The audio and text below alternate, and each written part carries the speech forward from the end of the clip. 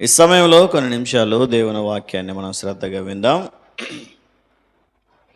పరిశుద్ధ గ్రంథంలో నుంచి యోహాను సువార్త 20వ అధ్యాయము 24, 25 వచనాలను ఒకసారి మనం చదువుకుందాం. యేసు వచ్చినప్పుడు 12 మందిలో ఒకడైన దిదుమ అనబడిన తోమ వారితో లేకపోయెను. గనుక తక్కిన శిష్యులు మేము ప్రభువును చూచితమని అతనితో చెప్పగా, అతడు నేను ఆయనను చేతులలో మేకుల గురుతును చూచి నా వ్రేలు ఆ మేకుల గురుతులో పెట్టి నా చెయ్యి ఆయన ప్రక్కలో ఉంచితేనే కానీ నమ్మనని వారితో చెప్పాను. చాలు. చూడండి, ప్రభునందు ప్రేమైన దేవుని బిడ్డలారా, ఈ రాత్రికాల సమయంలో కొన్ని నిమిషాలు శ్రద్ధగా మనం దేవుని వాక్యాన్ని వినగలిగితే, అపోస్తలుడైన యోహాను గారు తాను రాసినటువంటి ఈ సువార్తలో ఈ విషయాన్ని మనం గమనించగలుగుతాం. భక్తుడైనటువంటి తోమా గారు యేసుక్రీస్తు వారి పునరుద్ధానం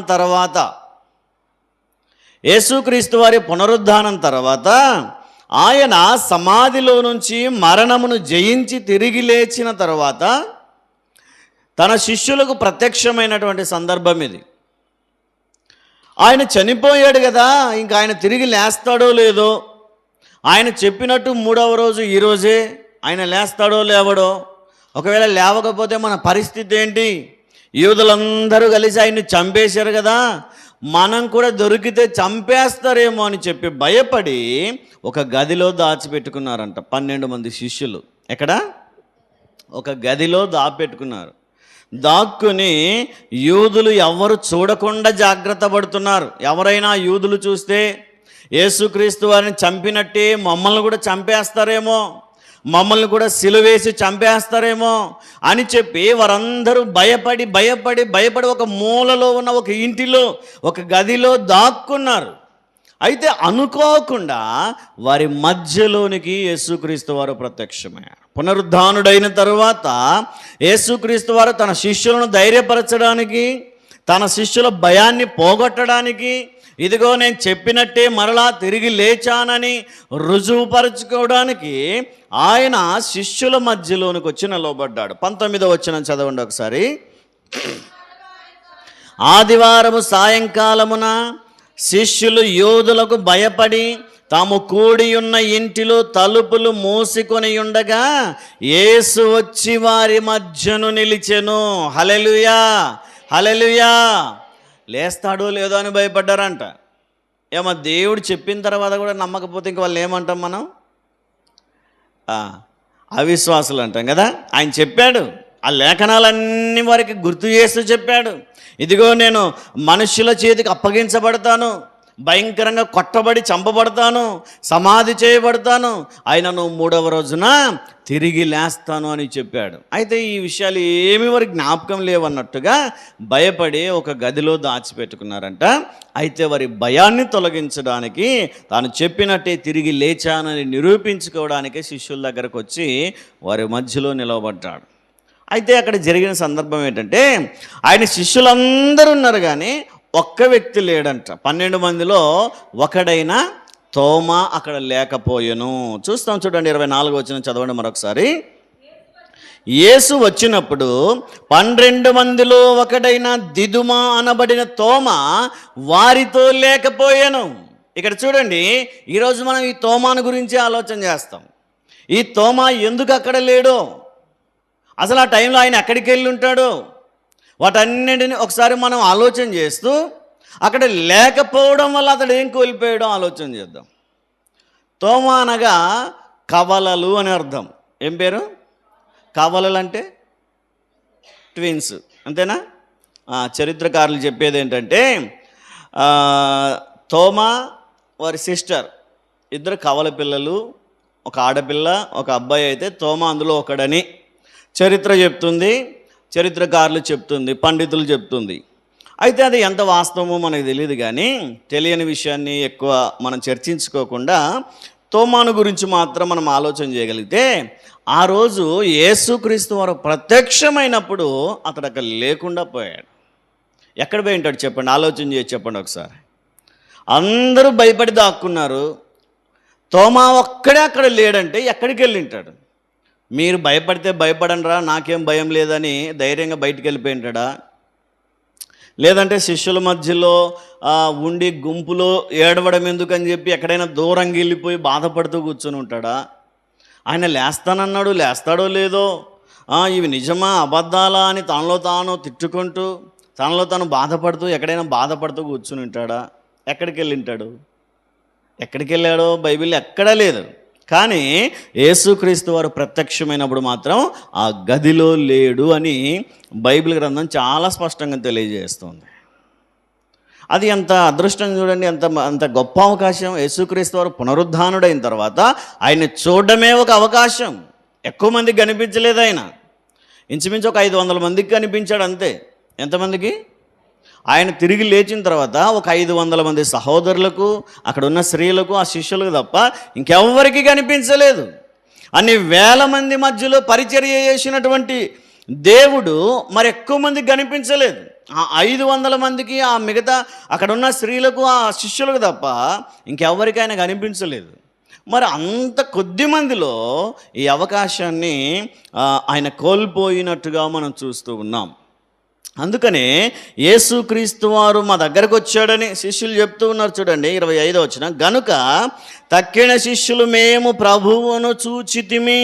ఏం చెప్తున్నారు వాళ్ళు? మేము దేవుని చూశాం, యేసుక్రీస్తు వారిని మా కల్లారా మేము ప్రత్యక్షంగా చూశాం అంటూ ఉంటే తోమాకు నమ్మకం కలగట్లేదు. ఈరోజు తోమా లాంటి అవిశ్వాసులలో మనం కూడా చేర్చబడతాం. కొన్నిసార్లు దేవుడిది చేస్తాడంటే కొన్నిసార్లు మనం నమ్మం. ఎందుకంటే ఆ ప్రత్యక్ష జరిగినప్పుడు మనం చూడం. దేవుడు వేరే వారి జీవితాల్లో చేసిన ఆశ్చర్యకార్యాలు మనం పట్టించుకోం. అది దేవుడు చేశాడో లేదోలే అని నిర్లక్ష్యంగా ఉంటాం. అందుకే కొన్నిసార్లు ఇది దేవుని వల్ల జరిగిన కార్యం, ఇది దేవుని వల్ల కలిగిన కార్యం అని చెప్పినా సరే కొన్నిసార్లు మనం కూడా అవిశ్వాసం వల్ల నమ్మకుండా ఉంటాం. అయితే అతడికి అవిశ్వాసం రావడానికి, అతడు అల్పవిశ్వాసిగా జీవించడానికి బహుశా ఆ రోజు జరిగిన సంఘటన ప్రత్యక్షంగా చూడకపోవడమే. యేసుక్రీస్తు వారు ప్రత్యక్షమైనప్పుడు చక్కగా 12 మందిలో అతడు ఒకడుగా ఉండి వారితో బాధపడుతూ, వారితో ఏడుస్తూ, దుఃఖిస్తూ ఉన్నా సరే వారికి కలిగిన ఈ దర్శనం ఎవరు చూసేవాళ్ళు? తోమా కూడా చూసేవాడే. ఇప్పుడు ఆ దర్శనాన్ని తోమా కోల్పోయినట్టేనా? మొదటిగా దేవునిని చూచే అవకాశాన్ని అతడు కోల్పోయాడు. యేసుక్రీస్తు వారి మహిమ దేహం ఎలా ఉంటుందో, పునరుద్ధాన దేహం ఎలా ఉంటుందో, ఆయన మాటలు, ఆయన చూపులు, ఆయన ఆలోచనలు ఎలా ఉంటాయో అంతకుముందు చూసినటువంటి లాగే ఉన్నాడా? ఈలోపు పునరుద్ధానంలో ఏదైనా మార్పు ఉందా? ఆయన దేహములో, ఆయన శరీరంలో ఏదైనా మార్పు ఉందా? ఈ గొప్ప తేడాను అతడు గమనించే అవకాశాన్ని అతడు కోల్పోయాడు. కారణం ఏంటంటే అతడు అక్కడ లేకపోవడమే. ఈరోజు కొన్నిసార్లు మనం కూడా ఆలోచన చేస్తాం, మనం కూడా చాలా సందర్భాల్లో కొన్నిటిని కోల్పోవాల్సి వస్తుంది. అయితే మనం దేవుని సన్నిధిలో లేకపోవడం వల్ల కోల్పోతూ ఉంటాం. దేవుని వాక్యం తెలియజేస్తుంది, ఆయన సన్నిధిలో సమస్తము దొరుకుతుందని, ఆయన సన్నిధిలో సమృద్ధి దొరుకుతుందని దేవుని వాక్యం తెలియజేస్తున్నా సరే మనకెందుకు కొరతలు ఉన్నాయి, అక్కరలు, అవసరాలు ఉన్నాయంటే మనం ఆ టయానికి అక్కడ లేకపోవడమే. ఈరోజు యేసుక్రీస్తు వారిని ప్రత్యక్షంగా పునరుద్ధానపు అనుభవాన్ని, పునరుద్ధానం తర్వాత ఆయన శరీరాన్ని, దేహాన్ని చక్కగా ఆ కల్లార చూడాల్సినటువంటి వాడు, కల్లారా చూస్తూ దేవుని మహిమపరచవలసినటువంటి వాడు, ప్రభువా నువ్వు చెప్పినట్టే చేసావు, నువ్వు ఎంత గొప్ప దేవుడివి అని ఆయన మహిమపరచవలసినటువంటి వాడు ఈరోజు అక్కడ లేకుండా పోయాడు. ఈరోజు ఆయన దర్శనాన్ని అతడు కోల్పోయాడు. అందుకని అన్ని సందర్భాలలో ఉండి అవసరమైనప్పుడు లేకపోతే కోల్పోవాల్సి వస్తుంది. మనం మత్తయి సువార్తలోనే 25వ అధ్యాయంలో చదువుతాం. ఇక్కడ 10 మంది కన్యకలు మనకు కనిపిస్తారు. చాలా సందర్భాల్లో వింటాం, చాలా సందర్భాల్లో చూస్తాం. 10 మంది కన్యకలు సిద్ధపడ్డారు. 10 మంది కన్యకలు దేవుని కొరకు ఎదురు చూశారు. 10 మంది కన్యకలు ఆ వరుని కొరకు ఎదురు చూస్తూ సిద్ధపడినట్టుగా మనం చూస్తూ ఉన్నాం. అయితే 5 మంది ఆ వరుడు వచ్చే సమయానికి సిద్ధంగా ఉన్నారు. మిగతా 5 మంది ఎక్కడికి వెళ్ళారంట? 10వ వచనం చదవండి, 25వ అధ్యాయము.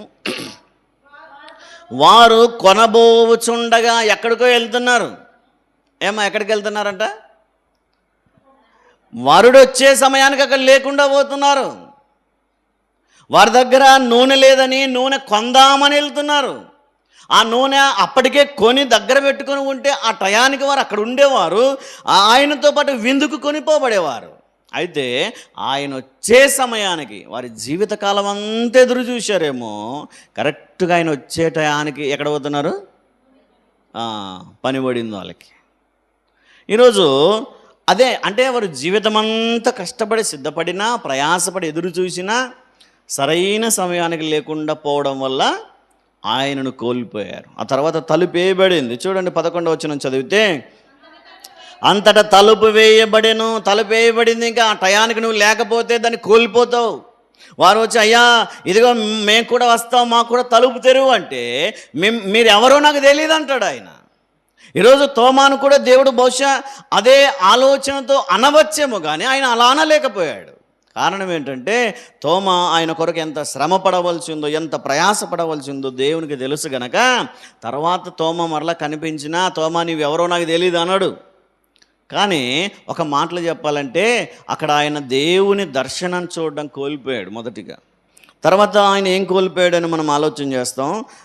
19వ వచనాన్ని ఒకసారి చదవండి అమ్మా. యూదులకు భయపడి తాము కూడియున్న ఇంటి తలుపులు మూసుకొని ఉండగా యేసు వచ్చి మధ్యను నిలిచి, మీకు సమాధానము కలుగునుగాక అని వారితో చెప్పాను. ఏం చెప్పాడంట? ఎవరికి? ఎవరెవరికి? ఆ ఇంటిలో, ఆ గదిలో ఉన్న వారికేనా? అందరికా? అక్కడున్న వాళ్లకు ఏమంటున్నాడు ఆయన? మీకు సమాధానము కలుగునగాక అన్నాడు. ఇప్పుడు అక్కడ ఉన్న భయముతో, భయపడుతూ, వణుకుతూ కూర్చున్నటువంటి వారందరికీ ఇప్పుడు సమాధానం కలిగింది. ఇదిగో యేసుక్రీస్తు వారే ప్రత్యక్షంగా మనతో చెప్తున్నాడు, భయపడవద్దంటున్నాడు, సమాధానంగా ఉండమంటున్నాడు. కనుక వారి హృదయంలో నెమ్మది వచ్చింది, భయం పోయింది. యూదులు ఏమైనా చేసుకోలేక మా దేవుడు మాతో ఉన్నాడనే ధైర్యం వచ్చింది. ఇప్పుడు వారి భయం పోయి వారికి సమాధానం కలిగింది అక్కడ ఉన్నందుకు. ఇప్పుడు అక్కడ లేకుండా పోయిన తోమ ఏం కోల్పోయాడు? సమాధానాన్ని కోల్పోయాడా? ఇప్పుడు మీకు సమాధానం కలుగునుగాక అన్నప్పుడు అక్కడ ఉండి ఉంటే ఆయనకు కూడా వర్తించేది ఆ మాట, ఆయనకు కూడా సమాధానం కలిగేది. కానీ మనం ఆలోచన చేస్తే ఆ రోజు దేవుడు పలికిన ఆ మాటలో ఉన్నటువంటి సమాధానాన్ని అతడు కోల్పోయినట్టుగా మనం చూస్తాం. అక్కడ లేనందుకు మొదటిగా దేవుని దర్శనాన్ని కోల్పోయాడు, దేవుని చూసే అవకాశాన్ని కోల్పోయాడు. రెండవదిగా ఆయన దేవుడిచ్చిన సమాధానాన్ని కోల్పోయాడు. మూడవదిగా చూస్తాం, చూడండి 20వ వచనం చదువుదాం. ఆయన అలాగు చెప్పి వారికి తన చేతులను ప్రక్కను చూపగా శిష్యులు ప్రభువును చూచి సంతోషించిరి. ఏం చేశారంట? ఎవరెవరు? అక్కడ ఉన్న వాళ్ళందరూ ఎంతమంది ఉన్నారు? 11 మంది శిష్యులు ఆయన్ను చూశారు, కల్లారా సమాధానం పొందుకున్నారు. ఆ తర్వాత సంతోషంగా ఉన్నారు, సంతోషిస్తున్నారు. అబ్బా మా దేవుడు మరలా తిరిగి వచ్చాడు, మా యేసుక్రీస్తు వారు మరలా పునరుద్ధానుడై మా దగ్గరకు వచ్చేసాడు అని చెప్పి వారి హృదయంలో భయం పోయింది, కలవరం పోయింది, వనకడం పోయింది. ఏమొచ్చేసింది? సమాధానం వచ్చింది. సమాధానంతో పాటు సంతోషపడుతూ ఉన్నారు. ఇక మాకు ఏ భయం లేదు, మా దేవుడు మాతో ఉన్నాడు అని. ఈరోజు అక్కడ లేకపోవడం వల్ల తోమా మూడవది ఏం కోల్పోయాడు? సంతోషాన్ని కోల్పోయాడు. కొన్నిసార్లు మనం కూడా సంతోషం, సమాధానం కావాలంటే ఉండాల్సిన స్థలంలో ఉండాలా. ఎక్కడ? దేవుని సన్నిధిలో మనం ఉండాలా. దేవుని సన్నిధిలో ప్రార్థన జరుగుతున్నా మనం టీవీ కాడ కూర్చున్నాం అనుకోండి, ఇక్కడ నేను చెప్తాను, నా ద్వారా దేవుడు పలికించాడు, ఇదిగో దేవుడు మిమ్మల్ని దీవించునుగాక అంటాడు, మీకు ఆరోగ్యం ఇవ్వనుగాక అంటాడు. ఇక్కడున్న వాళ్ళకే కలుగుతుందా? ఇంటికాడున్న వాళ్ళకు కూడానా? అంతేనా? ఇప్పుడు ఆ గదిలో తోమా లేడు కనుక తోమాకు ఆ మాట వర్తించదు. అందుకే మూడవదిగా ఆయన ఏం కోల్పోయాడు? సంతోషాన్ని కోల్పోయాడు. సంతోషంగా ఉండాల్సినటువంటి వాడు అక్కడున్న 11 మంది సమాధానంగా ఉన్నారు, సంతోషంగా ఉన్నారు, భయం పోయింది, దేవుని దర్శనాన్ని, సహవాసాన్ని కలిగి సమాధానంగా సంతోషంగా ఉన్నారు. కానీ ఇవేవి తెలియని తోమ ఎక్కడున్నాడో తెలియదు, కానీ అక్కడ ఇంకా దుఃఖపడుతూనే ఉంటాడు. నా దేవుడు ఏమైపోయాడో, నా యేసయ్య ఏమైపోయాడో, లేచాడో లేదో. ఏమైపోయాడో, మళ్ళీ వస్తాడో లేదో, ఈ భయము, ఈ కలవరము, ఏడుపు, దుఃఖం ఇంకా ఉంటుంది తోమాకు. ఎందుకంటే ఇక్కడ కలిగిన దర్శనం అతడు చూడలేకపోయాడు కనుక. ఈరోజు మనం కూడా కొన్నిసార్లు సంతోషం కావాలంటే దేవుని సన్నిధిలో కూర్చోవాలా. దేవుని వాక్యం తెలియజేస్తుంది, నీ సన్నిధిలో సంపూర్ణమైన సంతోషం కలదని దేవుని వాక్యం తెలియజేస్తుంది. భక్తులు ఎంతోమంది ఇష్టపడ్డారు, ప్రభువా నేను నీ సన్నిధి ఆవరణంలో, నీ మందిర ఆవరణం చూడాలని ఆశతో నా హృదయం ఎదురు చూస్తుంది అన్నాడు భక్తుడు. కీర్తనాకారుడు దావీదు గారు 23వ కీర్తనలో చిరకాలము నేను నీ మందిరములో నివాసం చేస్తానంటాడు. మరి ఆ మందిరంలో అంత సంతోషం ఉంది కనుకనే, అంత సమాధానం ఉంది కనుకనే, అంత ధైర్యం ఉంది కనుకనే అక్కడ నివాసం చేయాలనుకుంటున్నారు. ఈరోజు మనకు సమాధానం కావాలంటే ఎక్కడ దొరుకుతుంది? దేవుని సన్నిధిలో దొరుకుతుంది. సంతోషం కావాలంటే, ఆరోగ్యం కావాలన్నా, ధైర్యం కావాలన్నా సమస్తము ఆయన సన్నిధిలో ఇమిడి ఉన్నాయి. అందుకే అక్కడ యేసుక్రీస్తు వారు ఉన్న సమయములో తోమా లేనందుకు ఏం కోల్పోయాడు? మూడవదిగా సంతోషమును కోల్పోయినట్టుగా మనం చూస్తాం. 4వది చూస్తాం చూడండి, 22వ వచనం చదువుదాం. ఆయన ఈ మాట చెప్పి వారి మీద ఊది పరిశుద్ధాత్మను పొందుడి అంటున్నాడు. అక్కడ ఉన్నటువంటి 11 మంది శిష్యులకు కలిగిన ఒక గొప్ప విలువైన బహుమానం ఏంటంటే, దేవుని ద్వారా ప్రత్యక్షంగా పరిశుద్ధాత్మను పొందుకున్నారు. దేవుని ద్వారా, అపోస్తలుల ద్వారా కాదు, పంపబడిన వారి ద్వారా కాదు, వీరే ఒకరికి పరిశుద్ధాత్మ వచ్చేలా ప్రార్థన చేయగలిగారు. అయితే వీరు ఎవరి ద్వారా స్వయంగా పరిశుద్ధాత్మను పొందుకున్నారంటే ప్రభువైన యేసుక్రీస్తు వారి ద్వారా. ఈ అవకాశం తోమా కోల్పోయాడు. ఎందుకు? అక్కడ లేకపోయాడు కనుక. అక్కడ లేకపోవడం వల్ల తోమాకు ఎన్ని నష్టాలు చూడండి, ఎన్ని కోల్పోయాడో చూడండి. మొదటగా ఏం కోల్పోయాడు? దేవుని దర్శనం కోల్పోయాడు. రెండవదిగా సమాధానం కోల్పోయాడు. మూడవదిగా సంతోషం కోల్పోయాడు. 4వదిగా పరిశుద్ధాత్మ అనుభవాన్ని కూడా, పరిశుద్ధాత్మ ఒక బహుమానాన్ని కూడా అతడు కోల్పోయినట్టుగా మనం చూస్తున్నాం. 4వదిగా మనం చూస్తాం చూడండి, 23వ వచనం చదువుదాం. మీరు ఎవరి పాపములు క్షమింతురో అవి వారికి క్షమింపబడును, ఎవరి పాపములు మీరు నిలిచియుండనిత్తురో అవి నిలిచియుండునని వారితో చెప్పెను. ఇక్కడ చూడండి, ఇక్కడ మరొక అవకాశాన్ని తోమా కోల్పోతున్నాడు. అదేంటంటే అక్కడున్న 11 మందితో చెప్తున్నాడు దేవుడు, మీరు ఎవరినైతే క్షమిస్తారో వారు క్షమించబడతారు, మీరు ఎవరినైతే ప్రేమిస్తారో వారు ప్రేమించబడతారు, మీరు ఎవరి కొరకైతే ప్రార్థన చేస్తారో వారు ఆరోగ్యమును పొందుకుంటారు, మీరు ఎవరినైతే దయ్యములు వదిలిపోవాలని ప్రార్థన చేస్తారో వారు దయ్యాలు వదిలిపోతాయి. సమస్తమైన అధికారాన్ని దేవుడు శిష్యులకు ఇచ్చాడు. అక్కడ లేనందుకు ఎవరు కోల్పోయారు? ఏం కోల్పోయాడు? అధికారాన్ని కోల్పోయాడు. రోగాల మీద, అనారోగ్యం మీద, దయ్యముల మీద, అపవిత్రాత్మ మీద అతనికి దేవుడు ఇచ్చినటువంటి అధికారాన్ని అక్కడ లేనందుకు కోల్పోయినట్టుగా మనం చూస్తూ ఉన్నాం. మరి తర్వాత చాలా గొప్పగా వాడబడ్డాడు కదా తోమా అనే డౌట్ మనకు వస్తుంది. మనం కింద చదువుతాం, 26వ వచనం మరొకసారి మనం చదువుకుందాం చూడండి. 8 దినములైన తర్వాత ఆయన శిష్యులు మరలా లోపల ఉన్నప్పుడు తోమా వారితో కూడా ఉండెను. 8 రోజుల తర్వాత యేసుక్రీస్తు వారు మరలా ప్రత్యక్షమయ్యాడంట, మరలా గదిలోనికి వచ్చాడంట. ఈసారి ఎవరున్నారు? తోమా కూడా ఉన్నాడు. ఈసారి దేవుడు వారికి అనుగ్రహించినవన్నీ మరలా తోమాకు అనుగ్రహించాడు.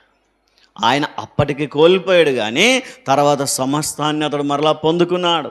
దేవుని దర్శించాడు, దేవుని ద్వారా సమాధానం పొందుకున్నాడు, దేవుని చూసి సంతోషపడ్డాడు, దేవుని పరిశుద్ధాత్మను పొందుకున్నాడు, దేవుడిచ్చే అధికారాన్ని పొందుకున్నాడు, సమస్తాన్ని మరలా పొందుకున్నట్టుగా మనం చూస్తాం. అయితే రెండవసారి అవకాశంలో అతడు పొందుకున్నాడు, కానీ మొదటిసారి అవకాశంలో అతడు కోల్పోయినట్టుగా మనం చూస్తూ ఉన్నాం. ఈ రాత్రి మనం కూడా దేవుని సన్నిధిలో ఉండనందుకే కొన్నిటిని కోల్పోతూ ఉంటాం. సమాధానం లేకపోవడమైనా, సంతోషం లేకపోవడమైనా, నెమ్మది లేకపోవడమైనా. ఎందుకు మన జీవితంలో అవన్నీ కరువు ఉంటాయి చెప్పండి? దేవుని సన్నిధిలో మనం లేకపోవడం. దేవుడు ఇవ్వాలనుకున్న టయానికి, దేవుడు ఆశీర్వదించాలనుకున్న టయానికి, దేవుడు ఆరోగ్యం ఇవ్వాలనుకున్న సమయానికి మనం ఇక్కడ లేమనుకోమండి, ఎవరిది తప్పు? ఆయనదేం తప్పు ఉండదు, లేకపోవడం మన తప్పు. అందుకే ఆయన ఎప్పుడైనా ఆశీర్వదించవచ్చు, ఆయన ఎప్పుడైనా దీవించవచ్చు కనుక మనం నిరంతరం ఆయన సన్నిధిలో కనిపించాలి. వేకున ప్రార్థనలోనైనా రాత్రి ప్రార్థనలోనైనా ప్రతి సమయంలో ప్రార్థన జరిగే ప్రతిసారి మనం కనిపిస్తూ ఉంటే దేవుడు ఏ క్షణంలోనైనా మనల్ని దయదలిచి ఆశీర్వదించవచ్చు.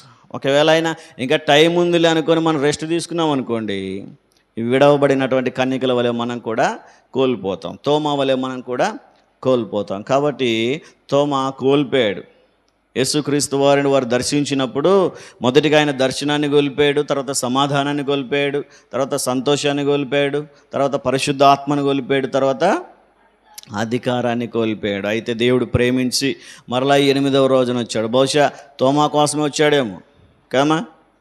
మొన్న వెళ్ళినప్పుడు తోమా లేడు, ఈసారైనా చూసి వద్దామని వచ్చాడేమో. అందుకే తోమా దగ్గరికి వచ్చి అంటాడు, ఇదిగో తోమా రా, దగ్గర రా. ప్రభా చెప్పండి ప్రభా అంటే, నా చెయ్యి చూడు, చూస్తానన్నావుగా, నా చెయ్యి చూడు. నువ్వు వేలు పెడతావా? పెట్టు. ఆ గాయాలు కనిపిస్తున్నాయా లేదా నీకంటే? గాయాలు కనిపిస్తున్నాయి ప్రభా. ఈ డొక్కలో పడిచారు కదా, డొక్కలో చేయి పెట్టి చూస్తావా? చూడు. డొక్కలో చేయి పెట్టి చూశాడు, నమ్మాడు. ప్రభా నిజంగా నీవే, ఇదిగో ఆ గాయాలు నేను చూస్తూ ఉన్నాను, ఆ పక్కలో బల్లెపోటు నేను చూస్తూ ఉన్నాను, నిజంగా నీవే కదా ప్రభా, నీవు నిజంగా తిరిగి లేచావా అని తర్వాత నమ్ముతూ ఉంటే దేవుడు అంటాడు, నువ్వు చూసిన తర్వాత నమ్మావు కానీ చూడక నమ్మింటే బాగుండేది. చూడకముందే ఇదిగో ఈ 12 శిష్యులు నమ్మినట్టు నమ్మింటే బాగుండేదేమో, కానీ నువ్వు చూసిన తర్వాత నమ్మావు. కాబట్టి చూసి నమ్మిన వానికంటే చూడక నమ్మిన వాడు ధన్యుడు. దేవుడు ఆశీర్వదిస్తాడని మనం కూడా నమ్ముదాం. చూడకపోయినా, నిరీక్షణకు ఆధారం లేకపోయినా మనం నమ్ముదాం. ప్రతి క్షణం ప్రతి సమయం దేవుని సన్నిధిలో గడుపుదాం. ఆయన ఏ సమయంలో అయినా మనల్ని ఆశీర్వదించవచ్చు. ఆయన ఆశీర్వదించే సమయానికి మనం లేకపోయామనుకోండి, మనం కూడా కోల్పోవాల్సి వస్తుంది. కాబట్టి కోల్పోకుండా ఆయన సన్నిధిలో నిరంతరం జీవించే ప్రయత్నం చేద్దాం. ఆ విధంగా దేవుణ్ణి అడిగి సహాయం పొందుకుందాం. దేవుడు అటువంటి కృప మనందరికీ అనుగ్రహించునుగాక. ఆమేన్. ప్రార్థన చేసుకుందాం. కళ్ళు మూసుకునండి. ఆఖరి ప్రార్థన ఆశీర్వాదంతో మనం ఈ కూడికను ముగించుకుందాం. మహాగణుడా, గొప్ప దేవుడా, మీ ఉన్నతమైన శ్రేష్టమైన పాదాలకు స్తోత్రాలు ప్రభువా. ఈ రాత్రికాల సమయంలో మరొకసారి ఈ విధంగా తండ్రి యవనస్తుల కూడికలో చక్కగా మేమందరూ పాల్గొని నిన్ను ప్రార్థించి పాటల ద్వారా ఆరాధించి వాక్యం ద్వారా బలపరచబడ్డానికి మీరు ఇచ్చినటువంటి విలువైన సమయాన్ని, అవకాశమును బట్టి మీకే స్తోత్రాలు ప్రభువా. మీ యొక్క పునరుద్ధానపు దర్శనాన్ని మొదటిసారిగా తోమా లేకపోయినందువల్ల కోల్పోయినట్టుగా మనం చూసాం. సమాధానాన్ని కోల్పోయాడు, సంతోషాన్ని కోల్పోయాడు. మీరు ఇచ్చిన బహుమానమైన విలువైన బహుమానం తండ్రి పరిశుద్ధాత్మతడు కోల్పోయాడు. మీరు ఇచ్చిన అధికారమును సహితం అతడు కోల్పోయినట్టుగా మేము చూస్తూ ఉన్నాం నైనా. అయితే మేము కూడా మీ సన్నిధి నిర్లక్ష్యం చేస్తూ మా ఇష్టానుసారంగా మా సొంత పనులపై తిరుగుతూ తండ్రి ఇంకా దేవుని సన్నిధికి టైం ఉందిలే, సమయం ఉందిలే అని మేము కూడా వ్యర్థంగా దూరంగా ఉంటున్నప్పుడు మేమేమేమి కోల్పోతున్నామో మాతో మాట్లాడినందుకు మీకే స్తోత్రాలు. మేము కోల్పోకముందే మీరు దర్శించే కాలంలో మేము సిద్ధపడి అక్కడ ఉండడానికి, మీ సన్నిధిలో జీవించడానికి మీరే కృప చూపించుమని ప్రార్థిస్తుంటున్నాం ప్రభా. విత్తబడిన వాక్యం వ్యర్థం కాకుండా మా అందరి హృదయాలలో ఫలింపజేయమని ప్రార్థిస్తుంటున్నాం. ఆసక్తితో చేరువచ్చిన బిడ్డలందరినీ ఆశీర్వదించుమని, మీ చిత్తమైతే రాలేక వెనకబడిపోతున్న వారిని కూడా క్షమించి నడిపించుమని, మరలా ఉదయకాల సమయంలో కలిసి మేమందరం ప్రార్థించేంతవరకు, వేకువకాల ప్రార్థనలో ఈ విధంగా చేరి మేము ఆరాధించేంతవరకు సజీవుల లెక్కలో కాచి కాపాడుమని, ఈ రాత్రికాల సమయంలోని మెండైన దీవెనలు చేరువచ్చిన మా అందరిపై కుమ్మరించుమని యేసుక్రీస్తు వారి నామంలో మిక్కిలి వినయముతో అడిగి వేడుకొని పొందుకొని ఉంటున్నాము తండ్రి. ఆమేన్.